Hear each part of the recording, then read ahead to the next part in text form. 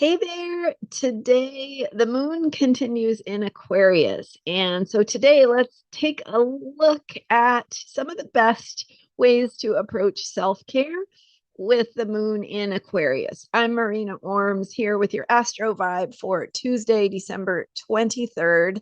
And yesterday, I shared a lot about a deeper dive into Aquarius energy. So if you missed that video, I highly recommend it, especially if you have any Aquarius in your chart. If you relate to Aquarius energy, that higher level thinking, it's important, I think, to understand some of the deeper places of how these energy patterns work. And so, anyway, so today the moon continuing in Aquarius means we have this vibe of working with the higher level thinking, the higher level air sign.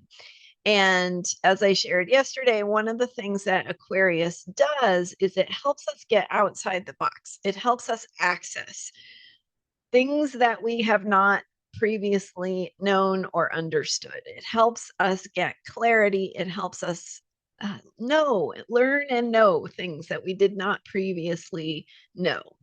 And so how do you have that work with that energy? What does self-care look like in a higher level thinking air sign?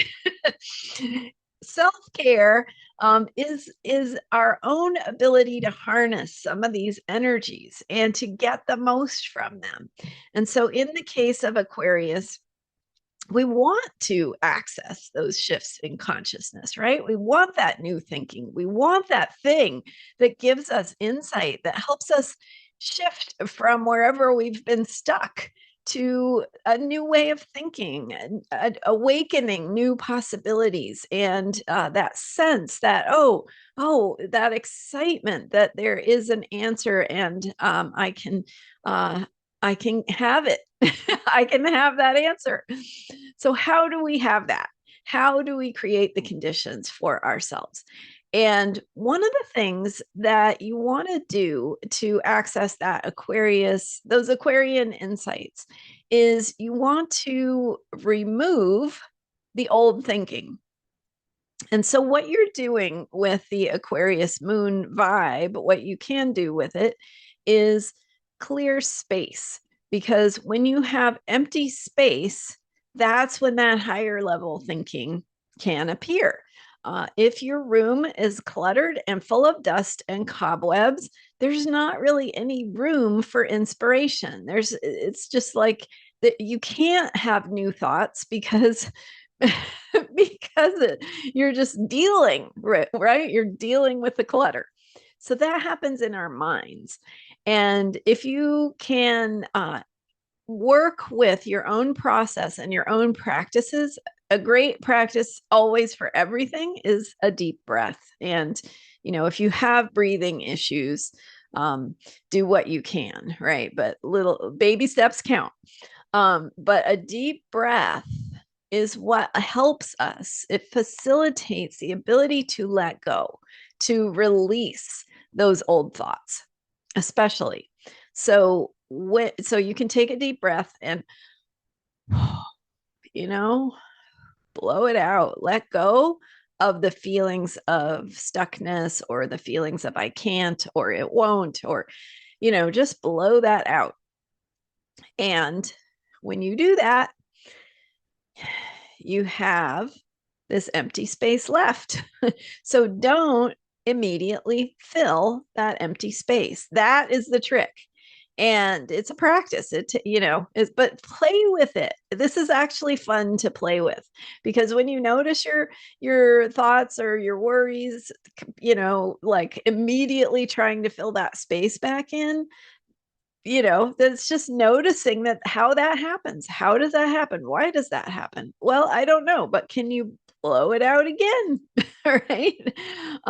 So some ways that we can support ourselves to create that space, a deep breath is one.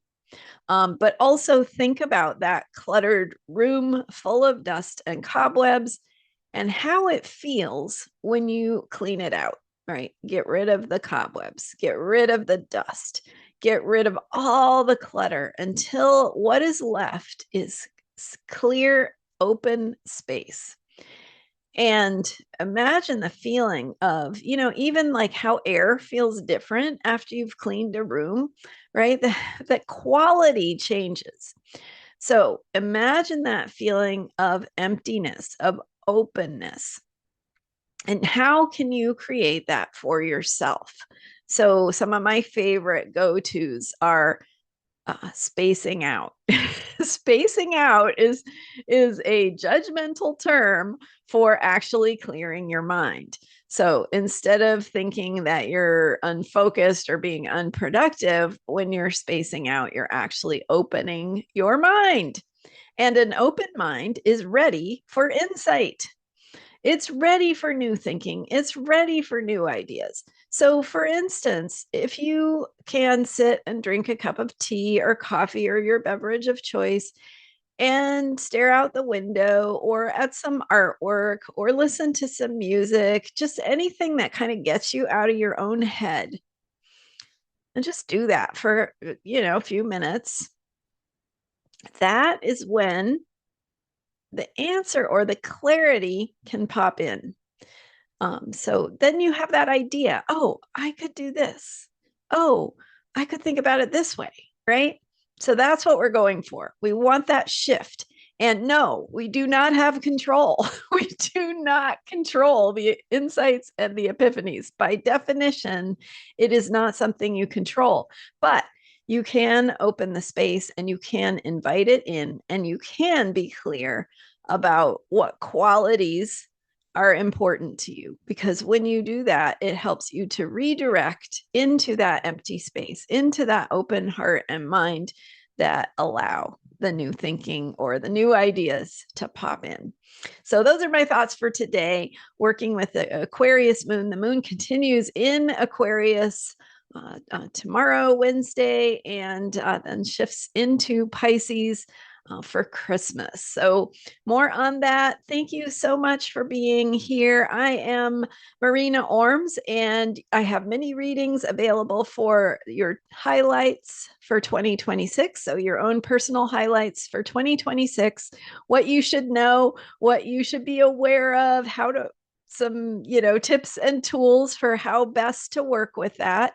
And just big picture look at what's coming for you in 2026 in a recorded mini reading. So you book time on my calendar and I record that mini reading for you during the time you've booked, and then I email it to you. Easy. The mini readings are $45, or you get $10 off if you sign up at transformationalastrology.com for a paid $5 a month membership. Thanks so much for being here and for hitting that subscribe button if you appreciate these videos. It's been great chatting with you, and I will see you next time with more astrology for unshakable self-care. Bye for now.